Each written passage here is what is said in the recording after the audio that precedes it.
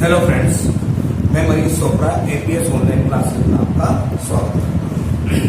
पिछली कक्षा में हमने आवेश एवं आवेश के गुणधर्मों का अध्ययन किया तथा आवेश के क्वांटा से संबंधित कुछ न्यूमेरिकल्स का अध्ययन किया था।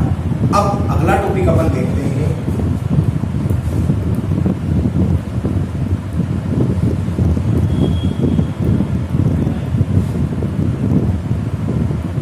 कूलॉम का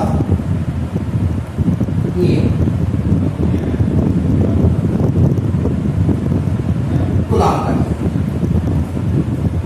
कूलॉम का नियम में क्या होता है?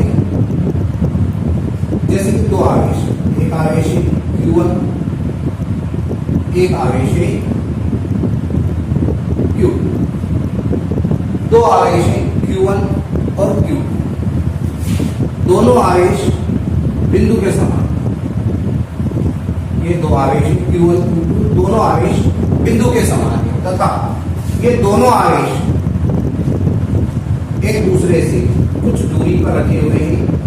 मान लिया कि ये दोनों आवेश एक दूसरे से स्मॉल r दूरी पर स्थित हैं। दो आवेश हैं Q1 Q2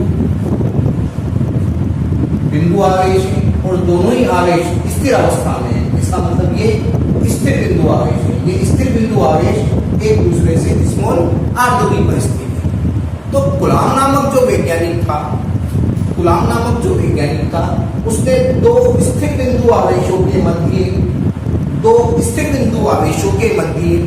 लगने वाले आकर्षण, अगर दोनों आवेश एक दूसरे से विपरीत प्रकृति के हैं, एक आवेश धनावेश है एक ऋणावेश है, अर्थात दोनों आवेश विपरीत प्रकृति के हैं तो उनके मध्य आकर्षण बल लगेगा।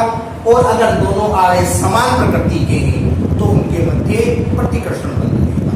तो कूलॉम नामक जो वैज्ञानिक था उसने दो स्थिर बिंदु आवेशों के मध्य लगने वाले आकर्षण एवं प्रतिकर्षण बल के लिए, अगर आप इनको केवल एक ही नाम से बोलना चाहें तो आप बोल सकते हैं स्थिर वैद्युत बल के लिए। अब स्थिर वैद्युत बल के अंदर आकर्षण प्रकृति भी आ जाएगी और प्रतिकर्षण प्रकृति भी आ जाएगी।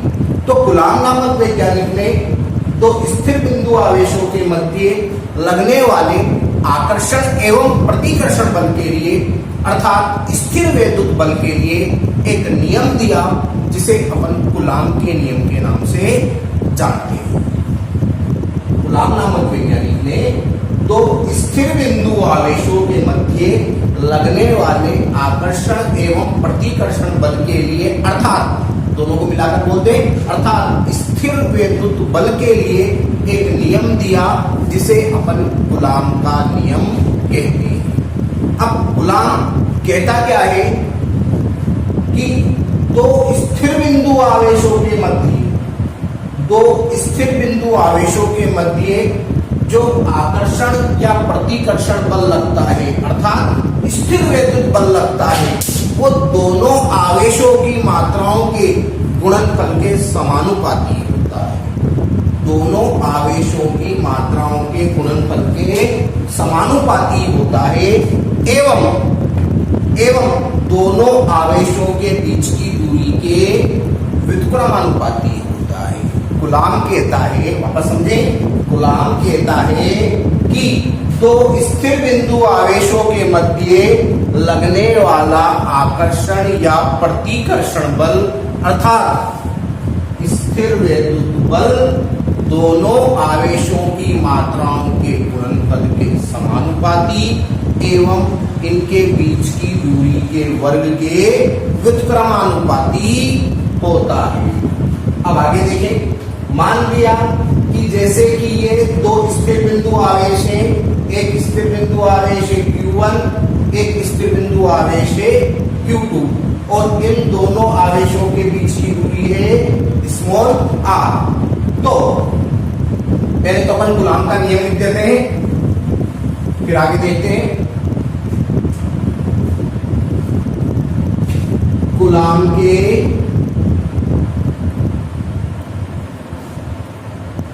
के नियम के अनुसार कूलॉम के नियम के अनुसार। तो स्थिर बिंदु आवेश कूलॉम के नियम के अनुसार दो स्थिर बिंदु आवेशों के मध्य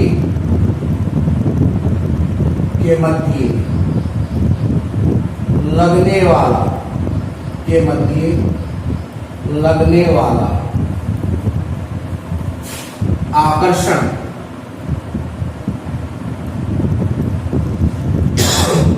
या प्रतिकर्षण, आकर्षण या प्रतिकर्षण बल, दोनों बलों को एक नाम दे दें, अर्थात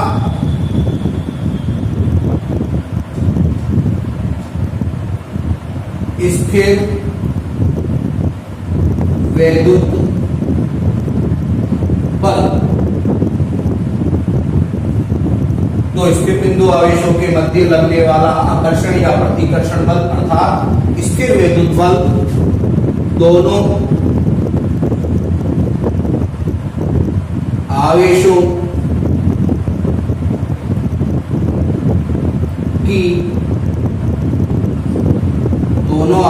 की मात्राओं के गुणनफल, दोनों आवेशों की मात्राओं के गुणनफल के समानुपाती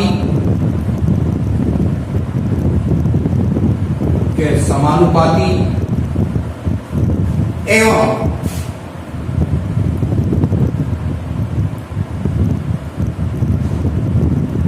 इनकी बीच की दूरी के वर्ग के व्युत्क्रमानुपाती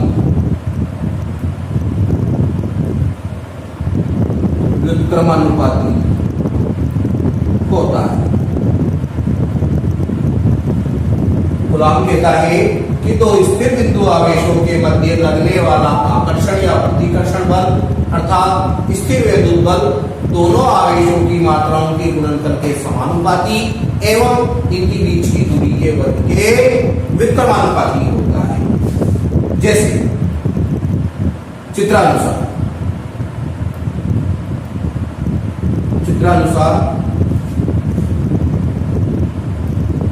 ये दो स्थिर बिंदु आवेश है, एक स्थिर बिंदु आवेश है Q1, एक स्थिर बिंदु आवेश है Q2 और इन दोनों स्थिर बिंदु आवेशों के बीच की दूरी है स्मॉल r।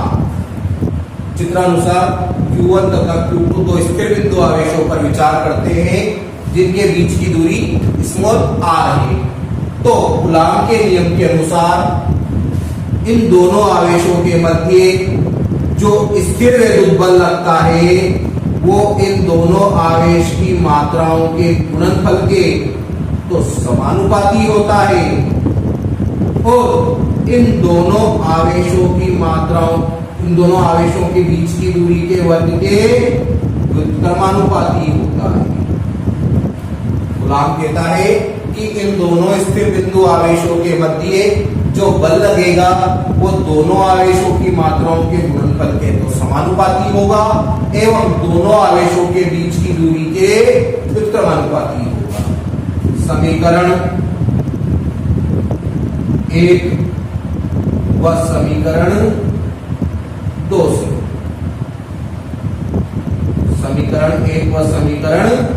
से दोनों को एक साथ कर देंगे। F समानुपाती Q1 Q2 upon R square, समानुपाती का चिन्ह हटाएंगे तो यहाँ लगाएंगे K Q1 Q2 upon R square. यहाँ K एक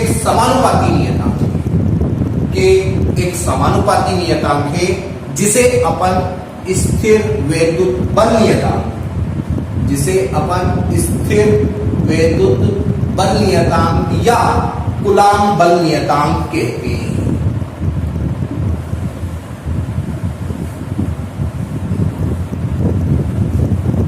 कि यहां एक समानुपाती नियतांक है जिसे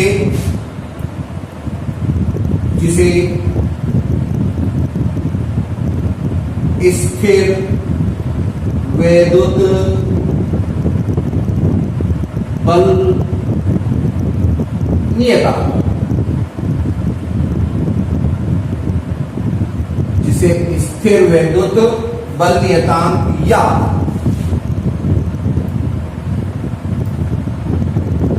कूलाम बल नियतांक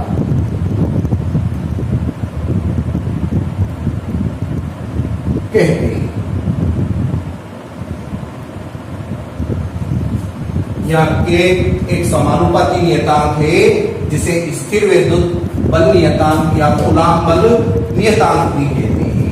के का जो मान होता है, के का जो मान होता है वो Q1 और Q2 जो स्थिर बिंदु आवेश है, Q1 और Q2 दो स्थिर बिंदु आवेश है, इन दोनों आवेशों के बीच उपस्थित माध्यम पर निर्भर करता है।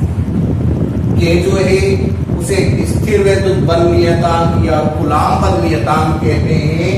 और Q1 और Q2 के बीच जिस प्रकार का माध्यम होगा उस माध्यम के अनुसार के का मान निर्धारित किया जाता है।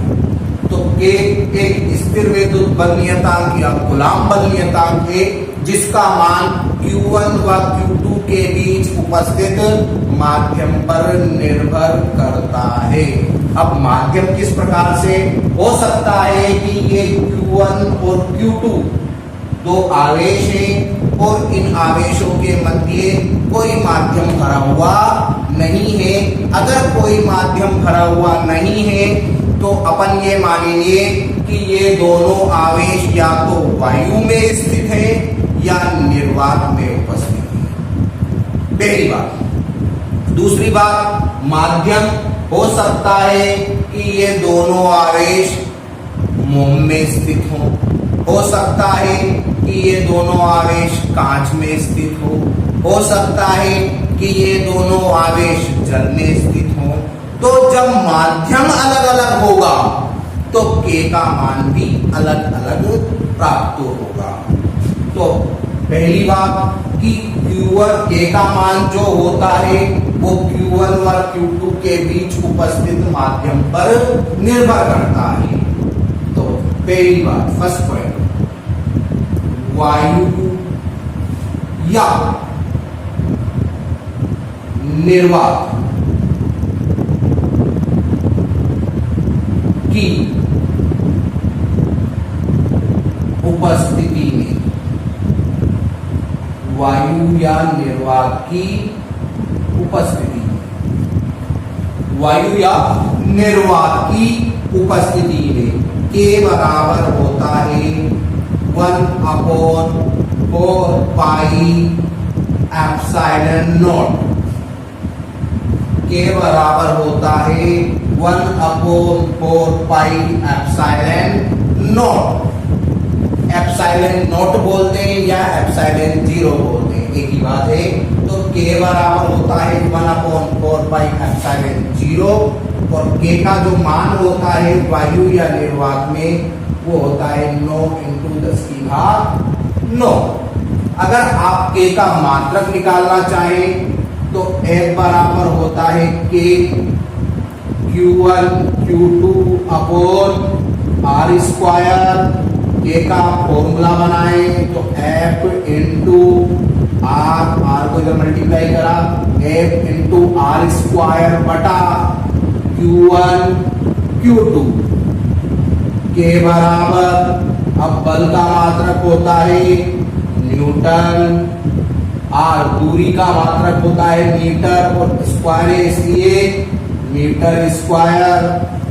कल मैंने आपको ये बताया था कि Q Q1 आवेश का मात्रक होता है कूलाम। फिर Q2 भी आवेश है, इसका मात्रक होता है कूलाम। तो कूलाम इंटू कूलाम मतलब कूलाम स्क्वायर।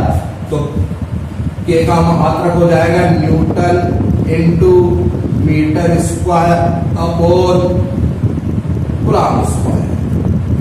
तो वायु या निर्वात की उपस्थिति में K का जो मान होता है वो 1/4πε0 होता है। और 9 इंटू इसका मान जो होता है 9 into 10⁹ newton into metre square और कूलाम स्क्वायर होता है। कौन सी पद्धति में? एसआई पद्धति में।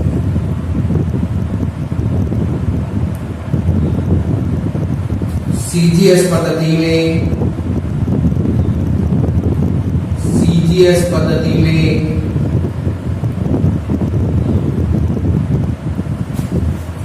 K का जो मान होता है वो 1 होता है। सीजीएस पद्धति में K का जो मान होता है वो 1 होता है।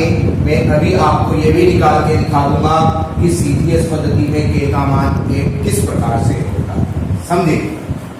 K बराबर 9 into 10⁹ newton into metre square upon coulomb square. समझे? चूंकि 1 न्यूटन बराबर होता है आपके 10⁵ डाइन। K का मान आपको सीजीएस पद्धति में निकालना है। आपको पता है 1 न्यूटन बराबर होता है 10⁵ डाइन। 1 मीटर बराबर होता है 10⁵ सेंटीमीटर। 1 मीटर स्क्वायर बराबर हो जाएगा 10⁴ सेंटीमीटर स्क्वायर। चूंकि 1 कूलाम बराबर होता है 3 इंटू 10⁹ स्टेट कूलाम। अब ये मान अपन यहां पर रख देते हैं। K बराबर 9 इंटू 10⁵ न्यूटन को टाइम में चेंज करें तो 10⁵ इंटू मीटर स्क्वायर को सेंटीमीटर स्क्वायर में चेंज करें तो 10⁴ अपॉन कूलाम स्क्वायर। 1 कूलाम में होते हैं 3 इंटू 10⁹ स्टेट कूलाम। तो ये कूलाम का स्क्वायर। हम इसको सोल्व करें। 9 इंटू 10⁵ इंटू 10⁵ बटा इसको सोल्व करें 9 इंटू 10⁵ ये 9 से 9 कट जाएगा। 10⁵ को ऊपर लाएंगे तो 10⁻18। तो 10⁻18 10⁻ बचेगी 0। 10⁻0 और किसी को प्रकार 0 का मतलब 1। इसलिए A का मान जो है वो सीजीएस पद्धति में 1 होता है। मात्रक लिखना चाहें तो dyne into centimetre square upon stat coulomb का। तो सीजीएस पद्धति में वायु या निर्वात की उपस्थिति में ध्यान रखना है, वायु या निर्वात की उपस्थिति में एसआई पद्धति में K का मान 9 into 10⁹ newton into metre square और कूलाम स्क्वायर होता है। एसआई पद्धति में बोल दें या एमकेएस पद्धति में बोल दें। एसआई पद्धति या एमकेएस पद्धति में K का मान 9 into 10⁵ newton into metre square upon coulomb square होता है। तथा सीजीएस पद्धति में K का मान 1 dyne into centimetre square upon stat coulomb का स्क्वायर होता है। वायु या निर्वात की उपस्थिति। अब आगे अपन बात करते हैं एप्सिलॉन। एप्सिलॉन 0 या एप्सिलॉन नॉट ये होती है आपकी एप्सिलॉन 0 या एप्सिलॉन नॉट। यहाँ एप्सिलॉन 0 वायु या निर्वात। एप्सिलॉन 0 वायु या निर्वात की विद्युतशीलता, एप्सिलॉन 0 वायु या निर्वात की विद्युतशीलता है। एप्सिलॉन 0 बराबर इसका मान होता है 8.85 इंटू 10⁻⁻²। एप्सिलॉन 0 का जो मान है वो होता है 8.85 इंटू 10⁻²। मात्रक, क्योंकि के और एप्सिलॉन 0 में ये रिलेशन है, दोनों एक दूसरे के व्युत्क्रम अनुपाती है, एक दूसरे के व्युत्क्रम है, तो इसका मात्रक भी उल्टा हो जाएगा, coulomb square upon newton into metre square. तो वायु या निर्वात की उपस्थिति में के का मान जो होता है वो होता है 1/4πε0, और इसका जो कैलकुलेशन वैल्यू जो होती है वो होती है 9 × 10⁹ newton into metre square upon coulomb square. CGS पद्धति में के का मान होता है 8 dyne into centimetre square upon stat coulomb का स्क्वायर। एप्सिलॉन 0 जो होती है वायु या निर्वात की विद्युतशीलता होती है, और एप्सिलॉन 0 जो होता है उसका मान होता है 8.85 into 10⁻⁻12 coulomb square upon newton into metre square. यह हो गया आपका वायु या निर्वात की उपस्थिति।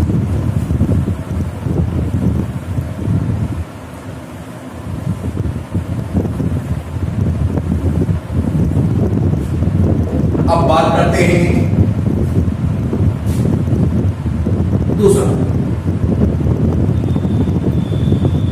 माध्यम की उपस्थिति में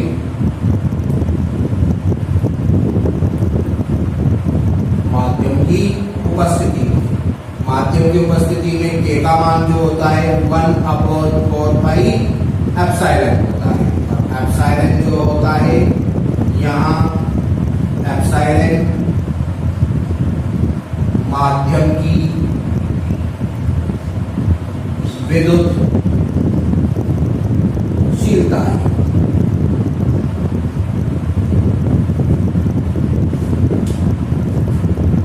माध्यम की उपस्थिति में के बराबर होता है 1/4πε, और यहाँ एप्सिलॉन माध्यम की विद्युतशीलता है। यहाँ पर मैंने के का मान लिखा नहीं।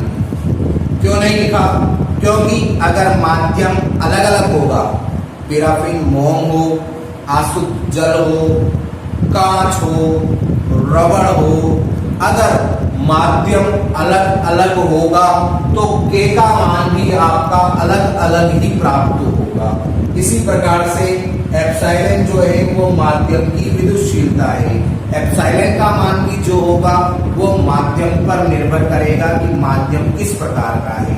आपको अलग अलग माध्यम के लिए के या एप्सिलॉन का मान ज्ञात करने की कोई आवश्यकता नहीं है, क्योंकि अगर आपके न्यूमेरिकल में कोई माध्यम दिया जाता है तो उस माध्यम का मान आपको क्वेश्चन में बता दिया जाएगा। परंतु एक नंबर में ध्यान रखने के लिए आप याद रखें, धातु के लिए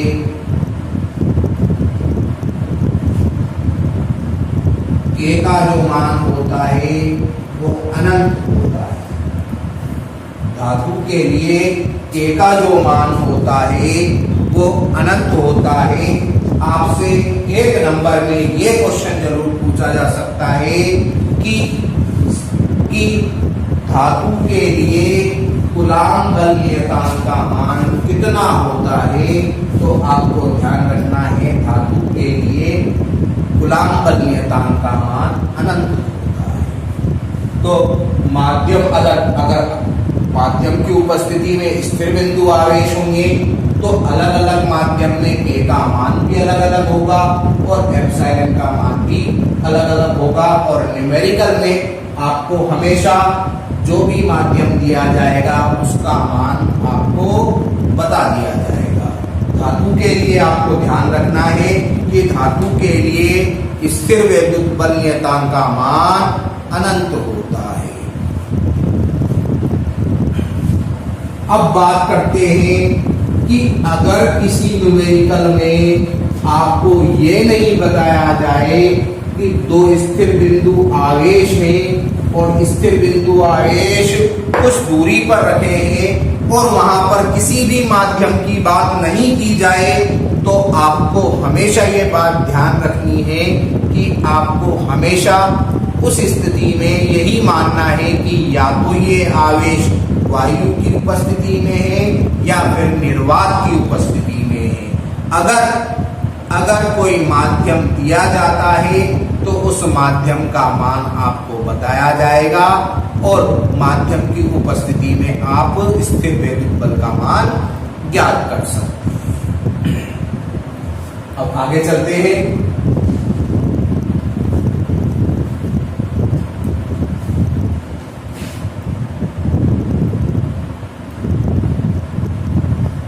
विद्युतशील, अभी मैंने आपको बताया कि एप्सिलॉन जो होता है वो माध्यम की विद्युतशीलता होती है, एप्सिलॉन 0 निर्वात की विद्युतशीलता होती है। विद्युतशीलता क्या होती है, किसे कहते हैं विद्युतशीलता?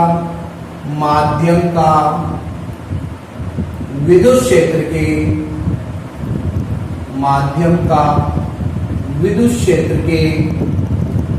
प्रति व्यवहार, कि माध्यम विद्युत क्षेत्र के प्रति किस प्रकार से व्यवहार करेगा।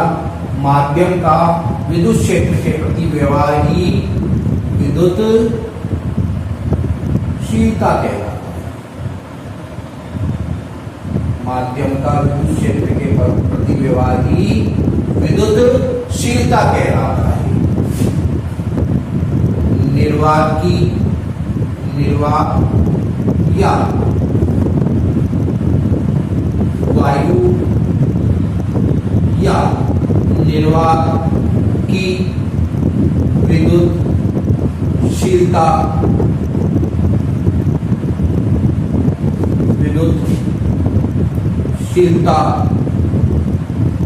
को एप्सिलॉन 0 से तथा माध्यम की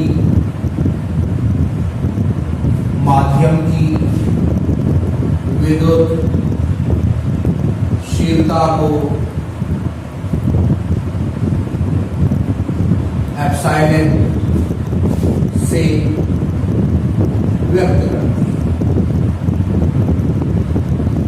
एप्सिलॉन से व्यक्त करती है। माध्यम वायु या निर्वात की विद्युतशीलता को एप्सिलॉन 0 से या एप्सिलॉन 0 से तथा माध्यम की विद्युतशीलता को अपन एप्सिलॉन से व्यक्त करते हैं।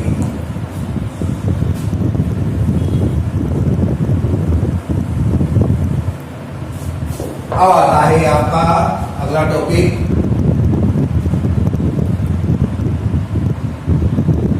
आपेक्षिक विद्युतशीलता। आपेक्षिक विद्युतशीलता या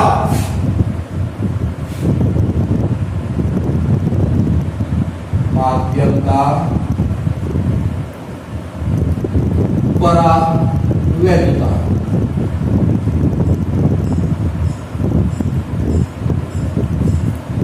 आपेक्षिक विद्युतशीलता या माध्यम का परावैद्युता। देखिए, अब आपेक्षिक विद्युतशीलता या माध्यम का परावैद्युता क्या होता है, इसे समझें। यह है आपका एप्सिलॉन, और एप्सिलॉन जो होता है वो माध्यम की विद्युतशीलता, और ये है आपका एप्सिलॉन 0। एप्सिलॉन 0 जो होता है वो निर्वात की विद्युतशीलता होती है। माध्यम की विद्युतशीलता और निर्वात की विद्युतशीलता का जो अनुपात होता है उसे अपन आपेक्षिक विद्युतशीलता कहते हैं। माध्यम की विद्युतशीलता तथा निर्वात की विद्युतशीलता का जो अनुपात होता है उसे अपन आपेक्षिक विद्युतशीलता कहते हैं, और इसे अपन एप्सिलॉन R से व्यक्त करते हैं या K से व्यक्त करते हैं। माध्यम की विद्युतशीलता तथा निर्वात की विद्युतशीलता का जो अनुपात होता है उसे अपन आपेक्षिक विद्युतशीलता कहते हैं। इसे K से या एप्सिलॉन r से व्यक्त करते हैं। अगर इसके मात्रक की बात करें तो इसका मात्रक और इसका मात्रक समान होगा। समान मात्रक होने के कारण दोनों मात्रक एक दूसरे को निरस्त कर देंगे, इसलिए ये जो राशि होगी वो मात्रक ही होगी और ये शुद्ध अनुपात भी है। और अगर कोई राशि मात्रकहीन होती है, एक बार अगर कोई राशि मात्रकहीन होती है तो वो विमाहीन भी होती है। और 11th क्लास में ये भी बताया जाता है कि अगर शुद्ध अनुपात है तो शुद्ध अनुपात की कोई विमा नहीं होती। ये माध्यम की विद्युतशीलता है कुल मिला के। ये निर्वात की विद्युतशीलता है, दोनों ही विद्युतशीलताएं शुद्ध अनुपात है और शुद्ध अनुपात की कोई विमा नहीं होती। और अगर कोई राशि मात्रकीय होती है तो वो 100% विमाहीन भी होती है। परंतु ये कोई बात जरूरी नहीं है कि अगर कोई राशि विमाहीन हो तो वो मात्रकहीन भी हो। जैसे कि कोण जो है उसकी कोई विमा नहीं होती, वो विमाहीन राशि है, परंतु उसका मात्रक रेडियन होता है। तो अगर कोई राशि विमाहीन है तो वो मात्रकहीन हो, ये जरूरी नहीं है। परंतु अगर कोई राशि मात्रकहीन होती है तो वो विमाहीन भी होती है। तो मात्रकहीन तथा विमाहीन। एप्सिलॉन का मात्रक होगा, एप्सिलॉन 0 का मात्रक भी होगा, जो मैंने आपको पहले ही बता दिया। एप्सिलॉन की बीमा भी होगी, एप्सिलॉन 0 की बीमा भी होगी, परंतु एप्सिलॉन r का कोई मात्रक नहीं होगा, एप्सिलॉन r की कोई बीमा नहीं होगी। अभी मैंने आपको एप्सिलॉन और एप्सिलॉन 0 का मात्रक निकला दिया है। अब मैं थोड़ी देर बाद आपको एप्सिलॉन और एप्सिलॉन 0 की बीमा निकालना भी सिखाऊंगा। तो अब आगे बात करते हैं अपन आपेक्षिक विद्युतशीलता या माध्यम का परावर्तनांक। देखिए भाई,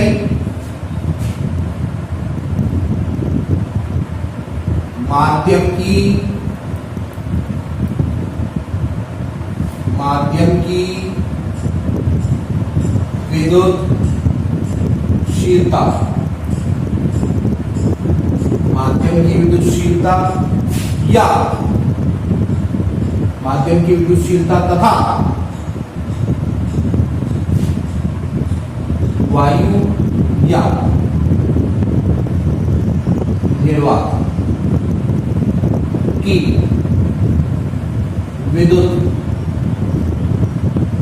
विद्युतशीलता का अनुपात आपेक्षिक विद्युतशीलता, माध्यम की विद्युतशीलता तथा वायु या निर्वात की विद्युतशीलता का अनुपात आपेक्षिक विद्युतशीलता कहलाती है। माध्यम की विद्युतशीलता तथा वायु या निर्वात की विद्युतशीलता का अनुपात आपेक्षिक विद्युतशीलता कहलाती है। इसे एप्सिलॉन r या कैसे एप्सिलॉन r या कैसे व्यक्त करते हैं।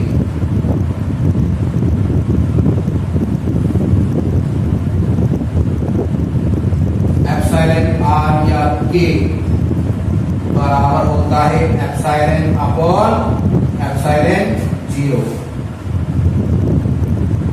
मात्रक ही तथा विमा ही।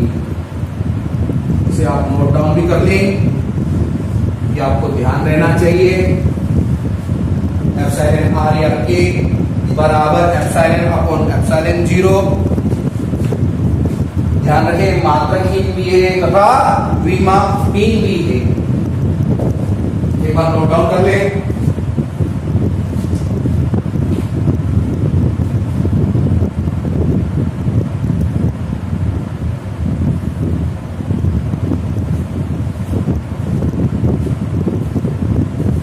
अब इसके बाद आप एक बात और समझें,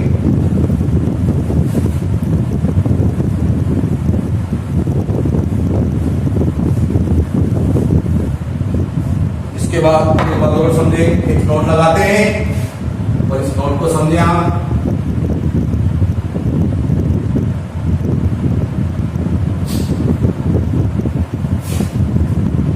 चूंकि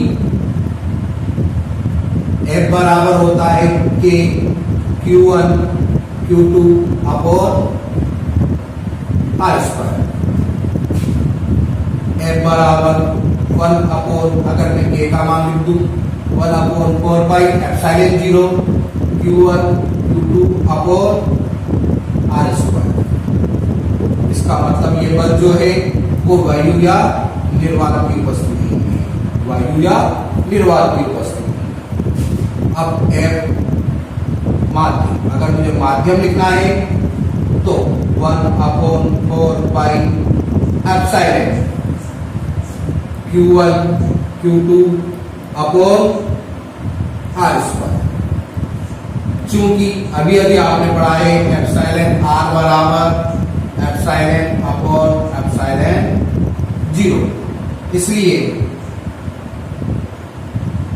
एप्सिलॉन बराबर एप्सिलॉन R एप्सिलॉन 0। तब F माध्यम बराबर होगा 1 अपॉन 4 पाई एप्सिलॉन की जगह अपन ये रख देते हैं epsilon R epsilon 0 Q1 Q2 upon R square. अब आगे देखें, F माध्यम बराबर 1 upon epsilon R 1 upon 4 pi epsilon 0 Q1 Q2 upon R square. आप ये देखेंगे कि ये जो बल है 1 upon 4 pi epsilon 0 Q1 Q2 upon R square, ये वायु या निर्वात की उपस्थिति में लगने वाला बल है। इसलिए F माध्यम बराबर 1 upon epsilon R into F निर्वात। ये आप नोट करके रखिए। मोस्ट है ये बात, समझिए इस बात को। क्या निष्कर्ष निकल के आ रहा है इसमें कि अगर दो आवेश वायु या निर्वात में रखे हुए हैं, अगर दो आवेश वायु या निर्वात में रखे हुए हैं, जैसे दो स्थिर बिंदु आवेश हैं ये Q1 और Q2 और इनके बीच की दूरी स्मॉल r है। अगर ये दोनों आवेश किसी माध्यम में, यदि ये दो आवेश स्थिर बिंदु आवेश वायु या निर्वात की उपस्थिति में लग रहे हैं और अपन इनके मध्य बल निकालें F निर्वात या F वायु, तो और फिर इन दोनों आवेशों को अगर अपन किसी माध्यम में रख दें और फिर उस उपस्थिति में बल निकालें, तो क्या फर्क पड़ेगा कि माध्यम की उपस्थिति में जो बल होगा और निर्वात की उपस्थिति में जो बल होगा, माध्यम की उपस्थिति में लगने वाला बल निर्वात की उपस्थिति में लगने वाले बल का 1 अपॉन एप्सिलॉन R गुना होगा। इसका मतलब 1 अपॉन एप्सिलॉन R का मतलब है कि अगर अपन एप्सिलॉन R का मान लगाएंगे तो निर्वात की उपस्थिति में जो बल होगा वो हमेशा ज्यादा लगेगा और माध्यम की उपस्थिति में बल जो है वो कम लगेगा।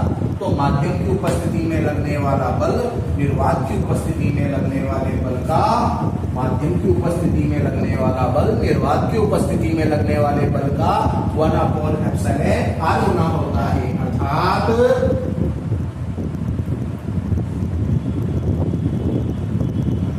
माध्यम की उपस्थिति में लगने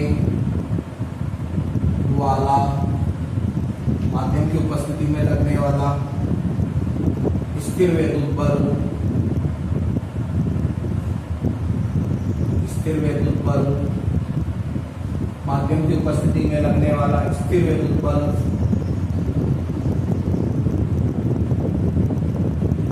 वायु या निर्वात, वायु या निर्वात की उपस्थिति में, वायु या निर्वात की उपस्थिति में लगने वाले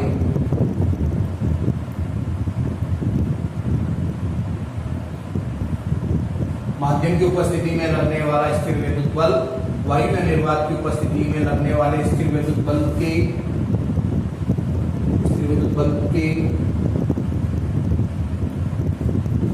मान का 1/εr गुना होता है।